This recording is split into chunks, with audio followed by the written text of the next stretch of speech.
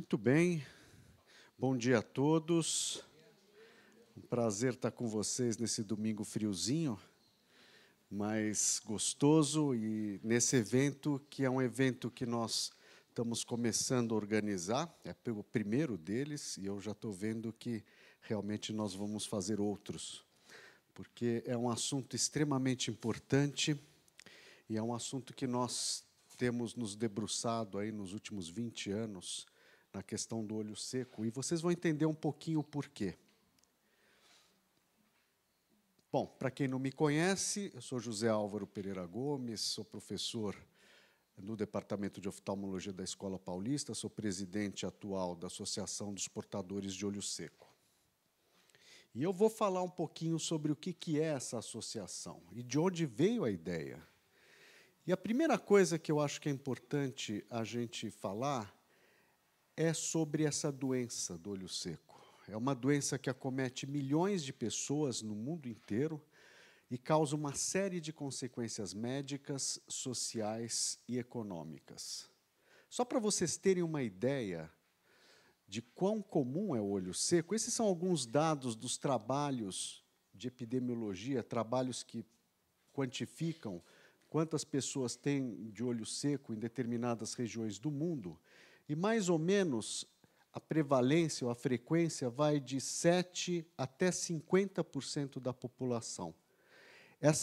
Esses dados, esses números de 50%, vêm principalmente dos países asiáticos, na China e no Japão. É muito frequente lá.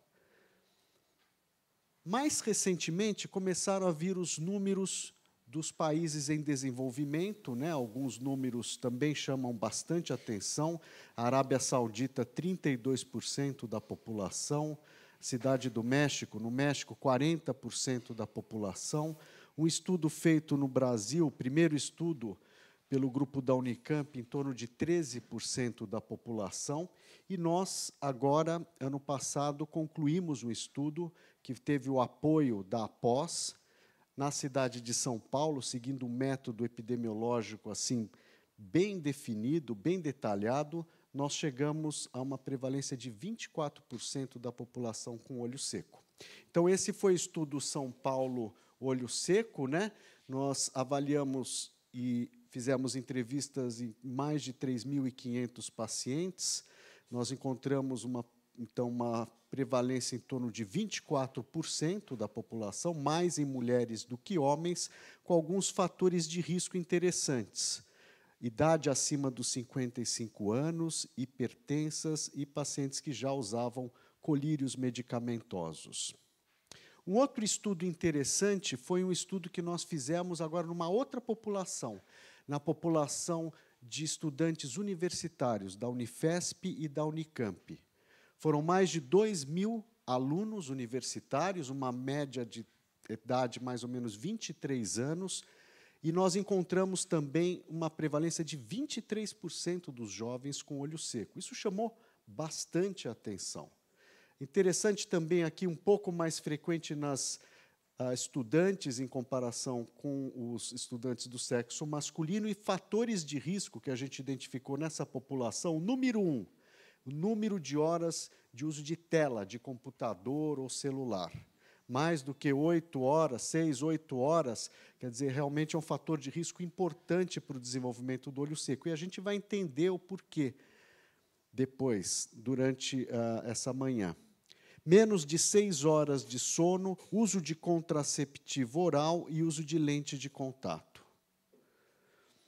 Interessante também a gente acompanhar estudos de incidência. Incidência é um número de casos novos, ano após ano. Esse é um estudo muito sério que foi publicado pelo grupo de Harvard, mostrando que o olho seco está aumentando, ano após ano. Não só naquela população, que é a faixa etária que aparece que tem mais olho seco, que são as mulheres acima dos 50 anos, mas nos jovens. E mesmo numa população muito jovem, ano após ano, a gente tem visto mais e mais pacientes com olho seco. Vocês imaginam, então, agora, pós-pandemia, como é que virou essa realidade, né? O número de horas na tela aumentou demais. Quer dizer, hoje em dia, muitas aulas, e dos estudantes passaram a ser pela internet ou pelas ferramentas que a gente tem hoje em dia, o trabalho em casa. Então, realmente, o número de tela aumentou ainda mais. E vocês podem imaginar também o que vai acontecer, né? Vejam que os primeiros estudos recentes, pós-pandemia, estão começando a aparecer, mostrando um aumento ainda maior desse número de pacientes com olho seco. E o futuro a gente já pode imaginar o que vai acontecer. É por isso que olho seco tem chamado a atenção de pesquisadores, tem chamado, obviamente, a atenção da indústria farmacêutica, que tem muito interesse na venda de colírios, que é a primeira linha de tratamento do olho seco, e também de associações e sociedades, como, por exemplo, essa associação, que é a Sociedade Internacional de Superfície Ocular e Filme Lacrimal, a TIFOS, que tem organizado uma série de estudos, consensos mundiais, com especialistas no assunto, há mais de uma década. E basicamente, além da TIFOS, associações como a nossa, Associação dos Portadores de Olho Seco, que é uma ONG, né, uma associação sem fins lucrativos, também tem se debruçado nesse problema. A POS, ela foi fundada em 2004, com a missão de conscientizar a população e os médicos sobre a existência dessa doença, o diagnóstico e o tratamento. E também um vetor importante de atuação é na busca da melhoria da qualidade de vida dos portadores de olho seco, através de informação, educação e outras atividades. Quando nós começamos a pós, nós, médicos, lá da Escola Paulista, junto com pacientes e familiares de casos graves de olho seco, porque olho seco a gente viu que é muito comum, mas 80%, 90% são casos mais leves. Então, geralmente, com tratamento mais simples, a pessoa leva muito bem a vida. Mas tem 10% a 20% de uma população enorme, porque é 20% da população, que tem olho seco grave. Olho seco grave é outra história. São pacientes que têm um comprometimento da qualidade de vida tremendo. Alguns casos mais graves levam mesmo à baixa visual, à cegueira. Então, é um outro tipo de situação. Então, a gente, quando começou a ideia da associação, foi justamente para tentar ajudar essas pessoas que sofrem muito por causa do olho seco. Mas a coisa foi crescendo, junto com o aumento dos casos e os estudos realmente mostrando a importância do olho seco. E, hoje em dia, o olho seco é uma questão de saúde pública. 20% da população não é pouco, né?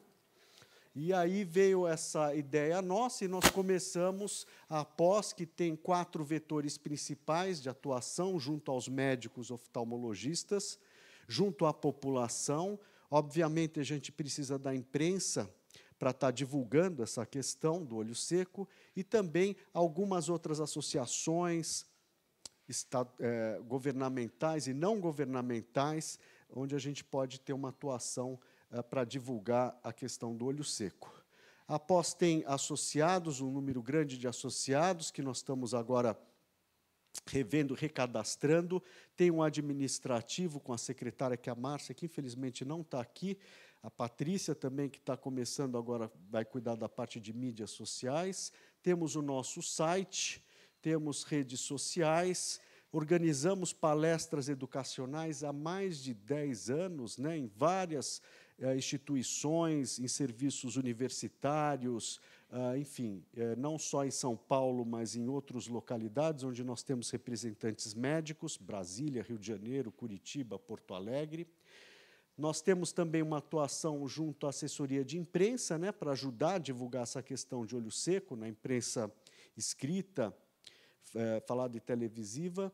E nós, a POS, também apoiou estudos e apoia estudos epidemiológicos que ajudam a gente a demonstrar de uma maneira científica a questão do olho seco, né? E um deles eu mostrei para vocês, aquele estudo São Paulo. Mas não é só isso. A gente também tem uma preocupação muito grande com o paciente grave do olho seco. Então, nós favorecemos o acesso a medicamentos de alto custo, porque, quando o caso é mais sério, às vezes tem que usar mais colírios, colírios, às vezes, os colírios sem conservante não são tão baratos, ou outros tipos de medicamentos mais caros, ou então tem que ter acesso, inclusive, a procedimentos cirúrgicos. Nós organizamos na Escola Paulista um grupo de suporte psicológico para pessoas com deficiência visual devido ao olho seco, e também prestamos orientação profissional, né?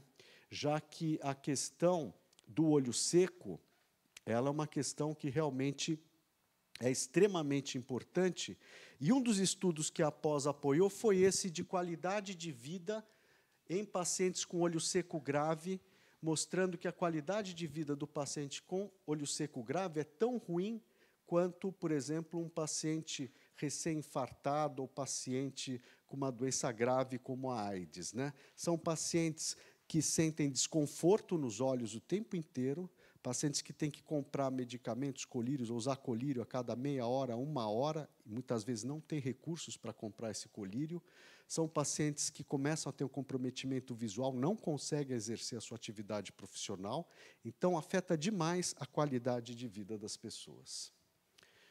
Nós também, começou a organizar há uns 10 anos o Dia Nacional do Olho Seco, isso está em tramitação no Congresso para a gente ter a aprovação oficial, mas nós, nesse Dia Nacional, geralmente nos meses mais secos, né, geralmente julho, agosto, setembro, nós organizamos uma série de eventos, né, esse foi um no Parque Vila Lobos, que nós tivemos quase 200 idosos que a gente fez testes de olho seco e fizemos uma avaliação desses pacientes, também junto aos oftalmologistas, e agora, junto com a Sociedade Internacional de Superfície Ocular e Olho Seco, nós entramos nessa campanha mundial do mês de conscientização do olho seco, que foi criada pela Tifos, o mês é julho, o mês escolhido para ser o mês mundial do olho seco, e a Após, então, entrou como parceira para a gente criar aqui no Brasil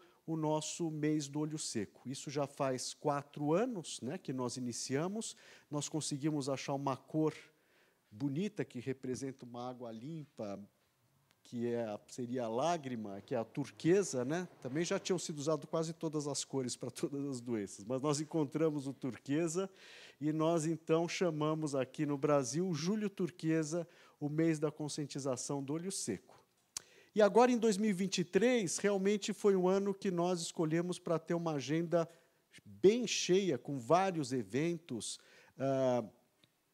tanto na internet quanto na mídia, e nós também organizamos, com os nossos patrocinadores, vários tipos de inserções, mostrando a importância do olho seco. Eu vou mostrar até para vocês um dos vídeos, aqui mais um.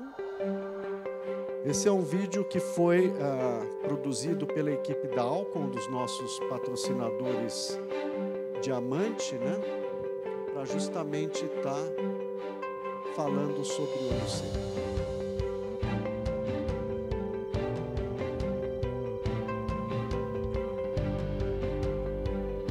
E a gente vai entender um pouco mais essa doença no dia de hoje.